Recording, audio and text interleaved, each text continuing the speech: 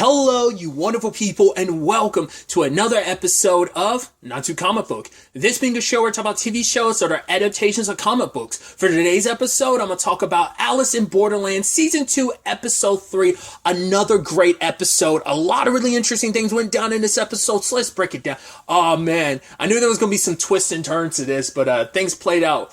I figured like Tata would come through and be like the kind of deciding factor in this, but man, I also love that the opening of the episode is just kind of giving me what I wanted last episode, because I said I thought it was so interesting amongst the crew that we have currently in this game that's on Arisu's team. It's like, oh, Tata's the only one we haven't gotten his backstory, and then the opening to this episode is his backstory, that he was someone that never really gave everything his all, because he was working as a mechanic, but he constantly got chewed out by one of the workers, because it's like, right, you're not good at anything, and he's like, right, I'm just going to save up enough money. He's like, and then I'm going to learn a different language. But then one of the workers like, yeah, the reason why you get chewed out, it's like, because you're so dismissive of this work. Yes, it's hard work, but we still work every day. This guy's like, I work hard to pay from take care of my family, but you have you ever done anything where people would rely on you? Have anyone ever been good job on you for doing what you did? You're unreliable. He kind of does stuff half-heartedly, and he wasn't giving this job as, oh yes, it's hard, it's manual labor, and he wants something a little more exciting. He's like, oh, I'm gonna leave this crappy job behind. It's like, yeah, it might be crappy, but this is a job where everyone is giving their 100%. Can you say you're doing the same thing?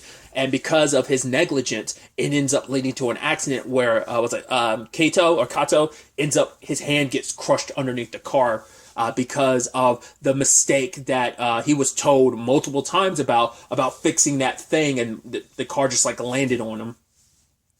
And everyone at the job kind of gives him those looks oh yeah, it's because of that guy. It's like, forget him, let's go back to work. Kato had to leave because right, his hand's beyond repair, so he's never going to be able to do anything again. And it's Tata had to live with the shame of right, I'm the reason why that happened. This is on me.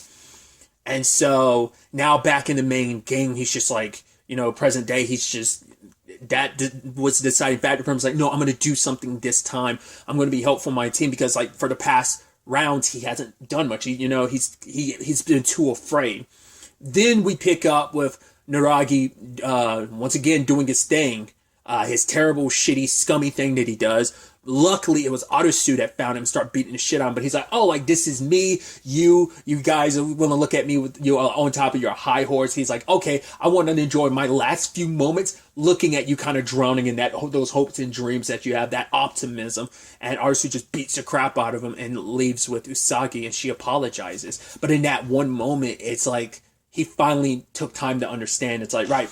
Before, it was more so, and this is the point that Kyuma was kind of making, you are so busy, you want, it's almost you're telling Usagi how she feels, but it's you haven't taken the time to listen to how they really feel. He was being because in a way, him being no, it's okay. It's you were being very dismissive of her feeling. Sometimes people just it's just a thing of people want to be heard. They don't need you to always be no, this is what I'm going to do. I'm going to do for you. It's no, some people don't need that. They need you to just listen and let them speak their heart. And it's let them come around to you naturally, rather than you kind of be no, this is what should happen. It's no, I'm going to protect you. We'll get through this together. It's he wasn't, and I think in that moment he realized that. So cut to Kyuma walking off on his own, and Arisu coming to, talk to him. And it's right, he's oh, I knew you'd be here, just because I figured if I were you, I'd come and wait here for me to show up too. And he ultimately thanked Kyuma, because it's right, we might be adversaries, but you did a lot for me during this game. Because of you, I took your advice. I finally realized what I was doing wrong. I can listen to what understand, right, what I would listening to what my teammate is really feeling, and letting them come around to me naturally. So when the time comes, I'm all right, Arisu's got to have something up his sleeve. I was yeah, because fact is we haven't seen Tata, because by the time Arisu came back with Usagi, Tata was already gone. So I'm what's going on here? Where is he then? And then Arisu, I was the fact is he wants to shake his hand. It's oh yeah, it's a surefire win, and boom, Arisu wins by 50 points, and give it regardless of the point difference, as long as you have you win 500 points regardless. So in that moment, that gave them time to win, because obviously now they're both inactive after the battle, so they both have to run back to their spaces, but that doesn't mean anything, So but now we find out what happened. Tata sacrificed himself. Because for him, it's like, right, there's no rule that says, we can't take these off. Obviously, that comes, as come up in previous games, like, oh, you can't remove this without being an issue. But it's like, yeah, no rule said we can't remove this. And nothing says you can't hold on to another. Because he thinks, like, if I can slip this off and give it to you, there's 10,100 points saved in this. If you use it, you'll win. And he won by 50 points. And so ultimately, Tata was trying to smash his hand off, but he couldn't do it. And he asked Arisu to do it. But Arisu says, I can't do it. But he's like, please, if you don't do this, we're all going to die. Arisu. And Arisu ultimately does it. And he's like, don't worry. Like, he's like, right, let me be the cool guy for once. Let me do the cool thing for once. And gave Arisu the thing on and the wrist thing, and they won. And obviously the rest of the team is like, man, Kyuma, he lost the game for us. He let his guard down. And one of the guys is like, yeah, like, you're really one to talk. Who let down their guard? But then she was like, the other teammate, she's like, yeah, but the only reason why we made it this far was Kyuma, so we can't criticize him, like, for failing this instance. It's like, yeah, for them, it's like, at the end of the day, it's like, yeah, it sucks. But at the end of the day, it's like, we can face death because this was fun. Thanks for getting us this far, Kyuma. And Arisu, and like, legitimately, all that had me choked up. The Tata stuff had me choked up. The Kyuma stuff, as well as his friends, like, had me choked up. Because it's like, that's a sad thing, too. It's like, we're doing what we're doing to survive. Like, not, like, we've seen despicable people, because even Shibuki doing what she did, you kind of did feel bad for her in the end. But, like, at the end of it all, it's like, dude, they're not a bad group. They're just, that's also the thing. Like, some people, yes, there have been people in this game who will do whatever it takes to survive. There are other people who are just like, we're just getting by doing whatever we can. And that's the most heartbreaking thing. Because like human, you're like, damn, you're a good guy. Even Arisu's like, dude, if we had met in a different circumstance, we could have been friends. And I love that line, Kyuma's final line being like, well, but no, we met under these circumstances, and that's why we're here, because of those circumstances. And he's like, aren't we friends already? I was like, oh my God. I was choking back to tears. I was like, oh, come on. I was like, don't cry. You know that feeling, that tightness in your throat when you're kind of like, I can't swallow my chest feeling. It was happening, dude. All of that was just too much. And because Arisu's like, I don't want you to die either. And he's like, yeah, I'm probably going to have to meet my friends. Chitara's said, like, I better not lose or he's going to kick my ass. I was like, I don't want to get my ass kicked in heaven, but it is what it is. He does feel like, I do feel like my rest of my friends are probably going to be pretty pissed at me. But they're like, obviously, like I said earlier, they're very nonchalant about it because they're like, nah, you did what we can't fault you. And Arisu finally got some answers to some extent. It's like, you guys are players. You were players. The fact of the matter is, you kept winning, and once you cleared everything, you became citizens of this country. So meaning that even if we clear everything, there's no getting back. And at the end of the day, he doesn't get a definitive answer. Like Q was like, if that's what you think is the truth, then it must be the truth. Then it's like, is that really the answer I'm getting? So that's interesting.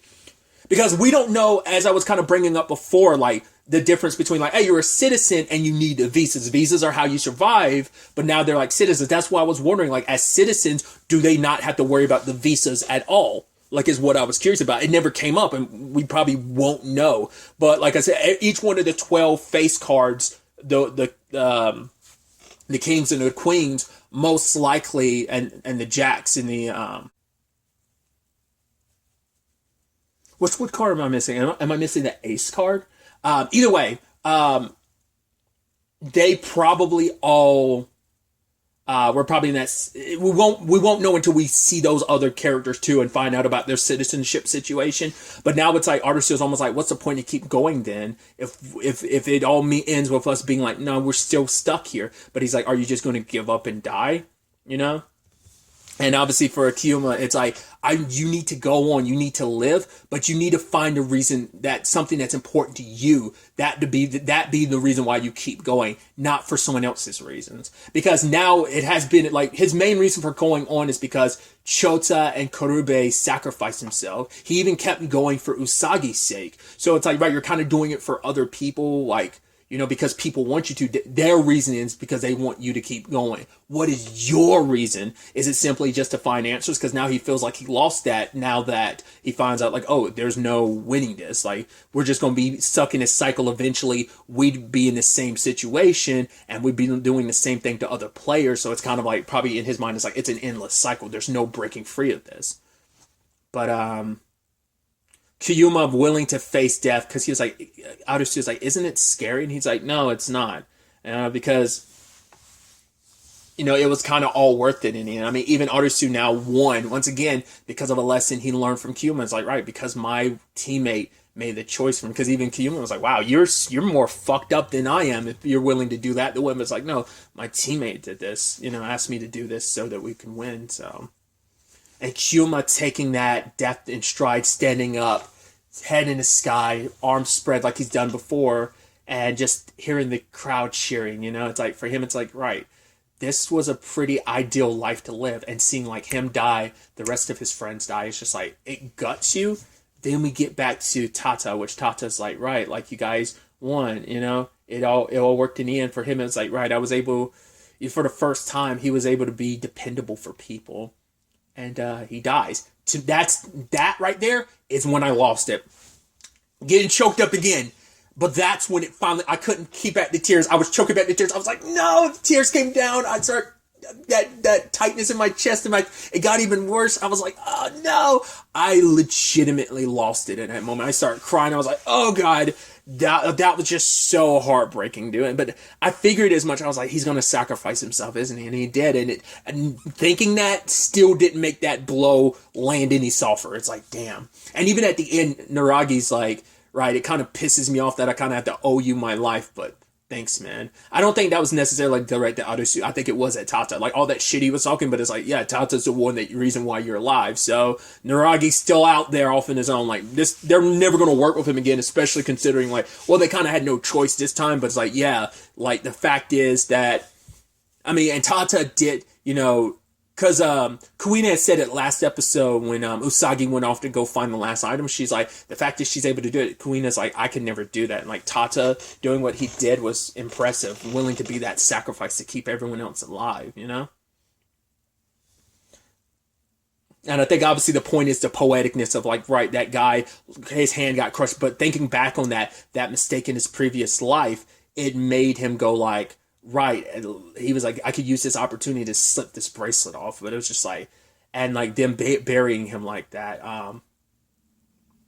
They probably didn't, but it would have been nice if like the others could have gotten buried too, because Kyuma, like, his body fell into the water, and I feel like that's so very poetic, and it's just like, I do like, and I do think that at the end of the day, adversaries and all, like, him and Arisu did become friends. Like, aren't we already friends? I was like, oh, dude, that is such, I was like, oh my God. And, Kuina's like, right, for Tata's sake, we have to keep going. And I think Arisu didn't say anything, but I think he was thinking about what Kyuma said, like, right, find your reason to keep going, like, to live and survive, not someone else's. I think that was probably resonating in his head, and he didn't say anything, So that was powerful. And obviously, when it was all said and done, and this is the most, like, epic way for, like, these games to end, is the blip crashes and burns. Is like, yeah, which I was so stupid. It never crossed my mind, but I brought up like, oh yeah, there's 12 face cards, but I was like, it never crossed my mind to be like, oh yeah, there's only one of each, because obviously the other 40, there were duplicates of them depending on the games and stuff, right? But it's like, yeah, these are one-offs, because once the respective recipient of like the original guardian of the face card is dead, then that's the end all be all. So yeah, there's only one. What was it? He was the Kyuma was the king of clubs, right? So yeah, like, there's no more face cards. So one down, essentially 11 more to go. So then we catch up with our boy Chishiya and the situation he's in. He's in the Jack of Hearts situation, where I was like, yo, I was like, oh God, this show, and I can only assume the manga did this. I was like, that's so poetic to go from and maybe they did a similar thing because I didn't pay as much attention to like the type of games each one was. I didn't pay as much attention as I should have been last season, even when I was definitely the first time, but even rewatching it, I didn't pay as much attention as I should have. Obviously, the heart games obviously take the most notice, and this being a heart game, you take notice. But the beautiful parallel, I guess more so the juxtaposition between the two games. First, you had a club game, which is all about teamwork, and then you have a heart game, which is all about betrayal. And you're like, all the beautiful, like I said, juxtaposition between that. Like, especially because the entire conclusion, even at the end with Tata's burial, that was literally at the halfway mark of the episode. And the back half of the episode is all about the betrayal, the Jack of Hearts game. And you're like, oh, that was so beautifully done. I was like, wow. That's so neat. And immediately moving into, and of course, who would be a part of this game? None other than Chichiya. It's like, of course he'd be a part of this. These heart games are disgusting.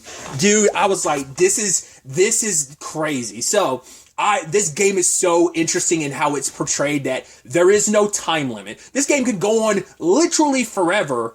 Every hour, basically, hey, you have a collar on. That collar tells you what your, what symbol, what suite from the deck of cards is on the back of your thing. You can't see it, and you're not allowed to use reflective stuff to find out what it is, but you have to basically trust people. Problem is, the Jack of Hearts is a multi, because it's like, oh, why don't we just be trustworthy to each other? Well, the Jack of Hearts is there. This game will continue forever and ever until the Jack of Hearts is dead. But they also said the stipulation of there's no killing or harming anyone, so you can't use any weapons or physically hurt anyone. So making sure that a situation like the beach situation where Aguni and the others were just like, and let's kill everyone and toss their bodies in the fire till we find the witch. Yeah, you can't do that now because it makes it so much more delicious when when you have to use betrayal to kill one another. So it's like, right, how do we know to trust anyone? And it's like, because the guy, we find out his name is Ipe later on, he's talking to Chichiya being like, oh, like, right, we'll be able to just trust each other. He's like, yeah, it's not going to go that easily. And then, because Chichiya's like, yeah, these games are fucked. Once again, they're one way, and then you think they're one thing, and then immediately it's like, no, it's not that. So the rule of like including the Jack of Hearts, you're like, okay, so how's this all going to play out? And so everyone's kind of forming their teams. There's a couple, the business guy, or it seems like it's a boss and his subordinate. I don't know. What's his name? Like Yuba or something like that, maybe, because I think she calls him Mr. Yuba. Those two. There's like the weirdo guy who's like, oh, he latches onto the other guy. He's like, oh yeah, your face, your hair, like your veins covered up, like who you are, that darker side of you. You're afraid of showing your real face because people would dislike you. But he's like, hey, I like that about you, so let's be friends. So they're a squad. And then I thought her name was Usami. It's Urumi. She's gathering up people. I think it's very particular and interesting that she's wearing, like, the dress she wears very much gives me like Alice in Wonderland vibes, you know? I don't know if I even brought this up last episode, and maybe this probably gets leaned into even more in the manga. I think Chishiya's kind of supposed to be very like Cheshire Cat-esque. Because Naragi brought that up last time. He's like, I hate that smug look on your face. Because he does have one. And that other creepy guy that's participating in this game kind of has it too. But first round, no issues. Okay. It's like, all right, this is also, there's plenty of food and drinks so that this game could keep going. Oh, and they also said, don't worry about your visas. Your days won't go down while you're here. This game is meant to go on as long as possible until it wears down your sanity. Boy, oh boy, did it not take long. All it took was that guy who was getting beat up by that gangster dude. And he was like, tell me what my symbol is, my suite is. And the guy comes over. Hey, tell him it's a club. Go ahead. And I was like, oh, dude, you're fucked. You're so fucked. Because I'm like, the moment you do that, and you said it out loud, and everyone's seen that you guys are a team, the moment you were like, hey, yours is a club, that guy got what he wanted, because it's like, yo, shit's about to pop off now. It's round 2, shit's about to pop off, because now everyone's going to be like, oh, he killed that guy. We all heard him purposely lie to that dude. Even if they didn't have to hear him say club out loud, they still would have been like, oh, you guys are partners. You must have lied to him. So he was fucked the moment he listened to that guy. And you could tell Chishiya kind of like noticed that. So it's like, okay. And now the real game started. It's like, once again, didn't even make it. We got to round 2 and it was the first death. It's like, this game, once again, could go on forever. And I love that the way this game was constructed too, especially because they made it go like, oh, no. We got to round 10 and then like bodies already like, we're already no, it was like even like round 6, they were basically like, yo, there's not that many people left like already. Once again, there's maybe like probably a couple minutes in between each round, maybe. I don't know if it necessarily rolls over immediately into the next round once the hour is up. But at most, it's been 6 to 7 hours, maybe, once again, just, allowing for some discrepancy, depending on whether it's a couple minutes or how long it takes in between each round before the next round starts. So it hasn't even been a full day, and we're already lying and betraying each other. But Arumi, she's disgusting too, being like, that guy, he killed that guy. We should probably get rid of him, because he's obviously probably the Jack of Hearts, even if he's not. He's dangerous. They kill home dude, and it's like, he wasn't it? It's like, huh. So, and then it starts, it's like, because she was kind of the more hesitant, one of the ladies was the most hesitant about it. Because you can tell, like, the others are like, yeah, let's kind of agree on it. One of the ladies wasn't about it, and there was the other lady, too, she wasn't about it either, because she didn't say anything, but I think Arumi didn't catch that. So they killed that one lady, and Arumi was just kind of like, I don't like this lady.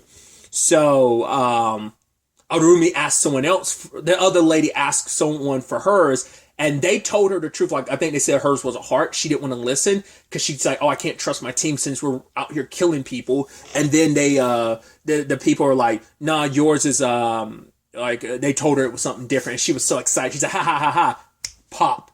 And she loses. You're like, holy crap. And then just like fast forwarding, like, we're doing like a time lapse of people like popping here and left, like not popping, we just see them disappearing. It's like, eventually ultimately it whittles down to a fourth of the group. Only,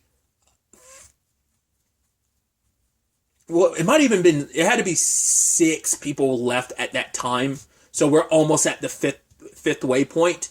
But, yeah, I knew Rumi couldn't have been the Jack of Hearts. I knew she was manipulative, because that one dude, oh my god, he was like, yo, we can't keep her around, she's dangerous. I'm like, motherfucker, she's been dangerous since round 2. I mean, I'm sure Chishio probably like clocked it at round 1 of like, the fact that she's gathering up people, yeah, she seems the most suspicious. And she's just so like, happy-go-lucky, like, yeah, tell me mine. And that guy, like, it was like, heart. And she was like, that motherfucker was about to lie to me. All right, we're going to have to kill him. The other 2 are like, wait, what? It's like, yeah, the only 2 that are left, they're like, she's willing to sacrifice you all, because it's almost like a yay me, like, we'll keep going forever and ever. You have to trust me. But any little dissent amongst the ranks, it's like, yeah, you got to go. She was so like sure, like, I'm going to be the one who wins. So, and then home dude came to them afterwards. We have to kill Orumi. It's like, wait, what? It's like, yeah, she's too dangerous to keep going. Once again, she's been dangerous since day 1,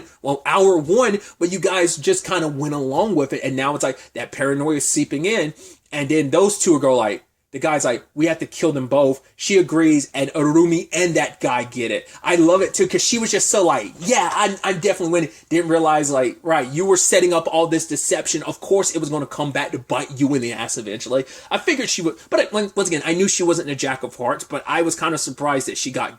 Still, I was like, oh, that's interesting. I was like, wow, that's poetic. And then the last 2 of that group are like, now it's like, right, we both kill these people. Neither one of them ended up being a Jack of Hearts. So like, can we really trust each other either? And plop, they get it too. And Ippei's just had enough. For him, it's like, I can't keep going. Like, why do we even have to lie to ourselves? And Chishia's like, right, because nobody wants to die. Like, everyone lost their minds. Once again, it hadn't even been a full day. Once again, the psychological thing of knowing like this game has no time limit. It could go on forever, And the fact of the matter is, all it took was one little push to set this whole game in motion. That situation, that little push in round 2. Home dude didn't have to do it, but to be fair, he was getting beaten up. So it's like, right, of course he'd lie. But all it took was Arumi whispering in the other's ears, like, hey, we need to get rid of this guy. Hey, he's probably the Jack of Hearts. Or he might be dangerous. And she just kept doing that over and over again. We don't know what excuses she used for the others, because I guess the others started getting a little nervous, and she's like, we got to take care of them. And the fact is, they kept going along with it because it also ensured their survival. It's like, hey, we stay on Orumi's good side, then she'll back us and the rest of the group will follow her as well, but it's like, yeah, that ultimately ended, her plan worked to an extent, but eventually it ended up being her undoing, and I don't think she saw that betrayal coming. I think she was just like, oh, I'm gonna be fine, I'm gonna win. It's like, no, your charm and your sweet talk only got you so far. And like I said, we came down to the final 6, and Chishia's like, right, all we can do is rely on each other. And Ippei, I figured as much when he got in the room and he was freaking out. I was like, he's going to kill himself, isn't he? And he doesn't even pick a different suite. He just lets himself die. And I just love Chishia being like, man, Ippei-kun, you were too kind-hearted for this game. It's like, the game of hearts are not for the kind-hearted. Like, it is, these games are meant to manipulate. And Chishia is like, well, that's that. Well, he's like, my partner's gone, and now the other 2 pairs are left are like pairs, and it's like, well, I might be in a bit of, he's basically like, oh, I might be in a bit of a pickle, which I'm like, oh, you slimy bastard, of course you're gonna win.